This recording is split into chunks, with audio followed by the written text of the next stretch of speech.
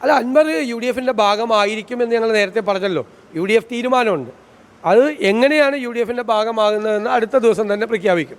അത് എന്നെ UDF നേതൃത്വം ചുമതലപ്പെടുത്തിയിട്ടുണ്ട്. എല്ലാവരുമായിട്ട് സംസാരിച്ച തീരുമാനം പ്രഖ്യാപിക്കാം.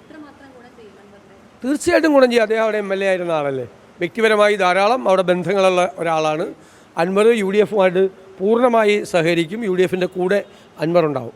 പ്രതിപക്ഷം ഉന്നയിക്കാൻ പോകുന്നത് 9 വർഷക്കാലം ഈ കേരളത്തെ തകർത്ത ഈ സർക്കാരിനെ ഞങ്ങൾ നിലമ്പൂരിലെ ജനങ്ങളുടെ മുമ്പിൽ വിചാരണ ചെയ്യും. സാധാരണ ദേശീയ നേതാക്കൾ ഉപതെരഞ്ഞെടുപ്പിൽ പ്രചരണത്തിന് എത്താറില്ല. ശ്രീമതി പ്രിയങ്ക ഗാന്ധിയുടെ നിയോജക മണ്ഡലത്തിൽ പെട്ട ഒരു മണ്ഡലമാണ് നിലമ്പൂർ എന്നുള്ളതുകൊണ്ട് ഞങ്ങൾ അതിനെക്കുറിച്ച് ആലോചിക്കും. തീരുമാനമെടുത്തിട്ടില്ല. സാധാരണ ഗതിയിൽ ഉപതെരഞ്ഞെടുപ്പിൽ ദേശീയ നേതാക്കൾ വരാറില്ല കേരളത്തിൽ കോൺഗ്രസിൻ്റെ. പക്ഷേ ഇത് അവരുടെ നിയോജകമണ്ഡലം ആയതുകൊണ്ട് നമ്മളത് ചർച്ച ചെയ്യും. AICC ആയിട്ട് ഒരു കുഴപ്പവും കോൺഗ്രസ്സിലുണ്ടാവില്ല. നിങ്ങൾ കോൺഗ്രസ്സിൽ കുഴപ്പമുണ്ടാക്കിയവർ പോയ വഴി കണ്ടല്ലോ. നിങ്ങൾ കഴിഞ്ഞ പ്രാവശ്യം പാലക്കാട് കണ്ടല്ലോ എന്താ സംഭവിച്ചതെന്ന്. 5 ഇരട്ടിയാണ് പാലക്കാടത്തെ ഭൂരിപക്ഷം വർദ്ധിച്ചത്. 5 ഇരട്ടി.